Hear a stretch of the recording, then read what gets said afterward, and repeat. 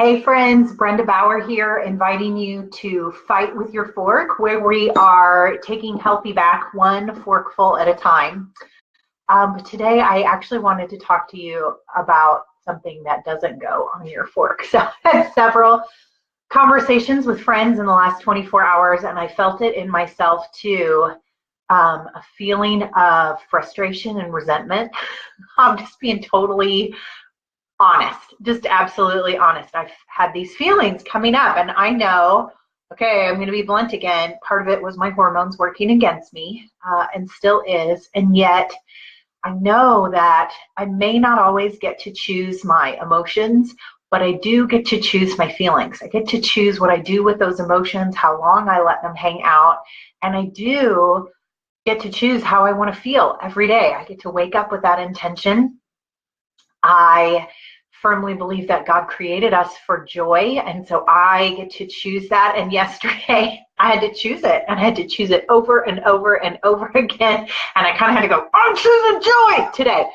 So, but I got there, and I did some things that helped me get there. So I thought I would share those with you, and hopefully you'll find value in them, and it'll be something that you can use over the next several days as we're marching into the holidays. And there's so much joy in that, and yet there's a lot of busy that comes along with it too. So one of the first things that I do is a morning joy practice. I choose to set my alarm for 6 a.m.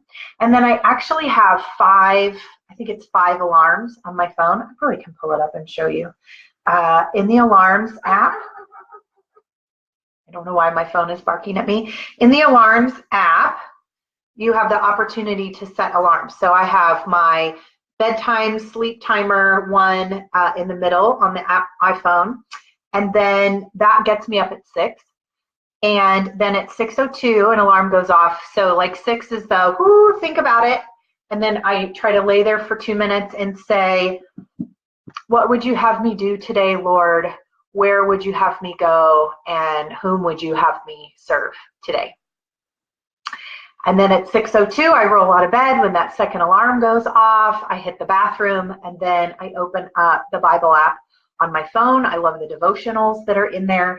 And so that's the first alarm, is from 6:02 to 6:20. So I read scripture, and then I also read whatever book I am reading. And I can't grab my new book. My next book is The One Thing by Gary Keller, recommended to me by Elise Ella. So Elise, if you're watching, thank you. You're a wealth of information all the time. And then the next alarm goes off at 6:20. So I can just fully immerse myself in whatever I'm reading, and I don't have to be watching the clock and thinking about the next thing. So that's what I like about it. Oh, the other thing I was going to show you is you can put labels. So if you hit edit and go to that alarm, you can actually change the label.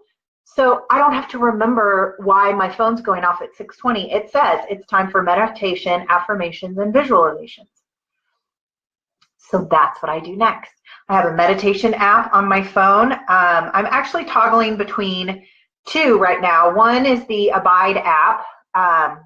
There's a free platform, there's a paid platform, but that's more of guided prayer. And then I also like the Insight Timer app. There's more than one meditation app, but I really like this one. And you can set your preferences of, so I have a 5-minute option and a 10-minute option, depending on how that's going. So hi, Carrie, glad you're here. I can't believe you have time to sit on the internet, but I'm so glad you do. And sorry, lost my train of thought. Yay, Carrie's here. Okay. So I use that for silence, just to sit in the presence. You can use words. I just had a mentor say, use the word release, right? And so you're inviting your brain to release thoughts. You're inviting your muscles to release tension. And whatever you're holding on to, you can just begin to let go. So that's what I do for the next 20 minutes. And then after that is prayer and intentions. That would be a time where I would journal. This is how I want to feel today. This is how I want people to feel when they interact with me. What emotions do I want to bring up in other people? And then write gratitudes. Even 5 sentences of I am grateful for changes our whole perspective, and we just become grateful throughout the entire day.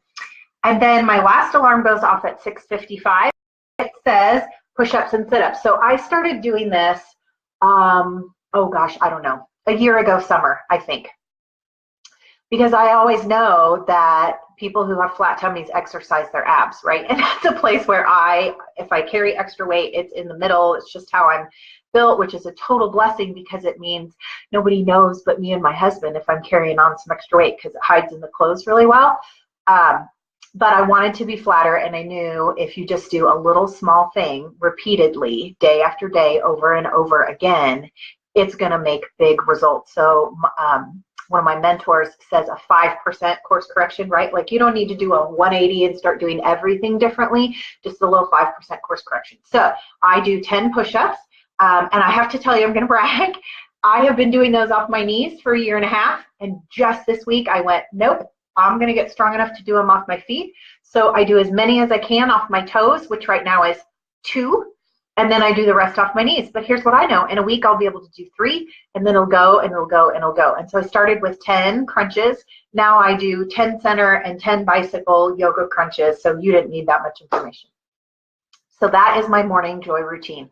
And then I am ready to be the best mom, the best wife, the best wellness coach, the best team leader, and helping other people create part-time income that I can be and pour into others that day because my cup is full. So then, the other thing I do when I wake up in the morning is I grab a glass of water. I know that if I drink water first thing in the morning, it sets kind of my hydration thermostat for the whole day. So that's another thing that we can do to really build resilience, take care of ourselves. This is simple stuff, right? Like we don't have to become full-time take care of yourself people. Like I always used to say, I could be as built as Madonna is at her age if I could afford a personal chef, a personal trainer, and all I did was work out and eat all day, right? But that's not most of our lives. So the other thing that I love is to take the opportunity to just breathe. One of the triggers that I use is when I sit at a red light.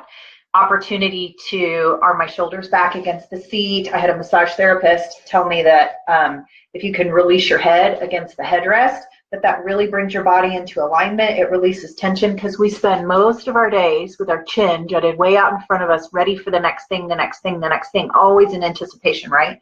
So you can sit back and do that, feet on the floor, or if you need to have a foot on the brake pedal, that would be good too. Just breathe. Here's the other thing I know is that when we breathe, it actually engages a gland that sits between our lungs and our diaphragm. So when we breathe, it engages that gland, it massages it gently, and that releases a relaxation hormone. So you're not crazy when you feel better when you take a deep breath. So that's something that we can do. So to recap, here's some things I do. I have a morning joy practice that's really about taking time to wake up well, to fill my bucket and with things that bring me joy. Drink water. Decide how you want to feel that day, and when you find yourself not feeling that way, just become aware of those emotions that are coming through and deciding how you want to react and participate with those, and then take a deep breath.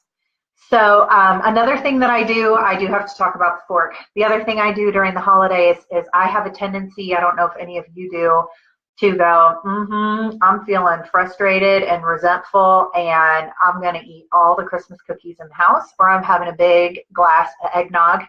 And so if I can choose to put better things in my body most of the time, then when it really is a celebration meal and I really do want to have my favorite Christmas cookie, and not because I'm medicating myself, then I can do that totally guilt-free. So if you want some of those healthy recipes, you can message me below, or you can write a comment and I will send you a link to that free download cookbook. It's 100 pages. It was put together by people way smarter than me, and it's been such a blessing to have that to go to feed my family. Okay, you guys, Merry Christmas if I don't see you between now and then.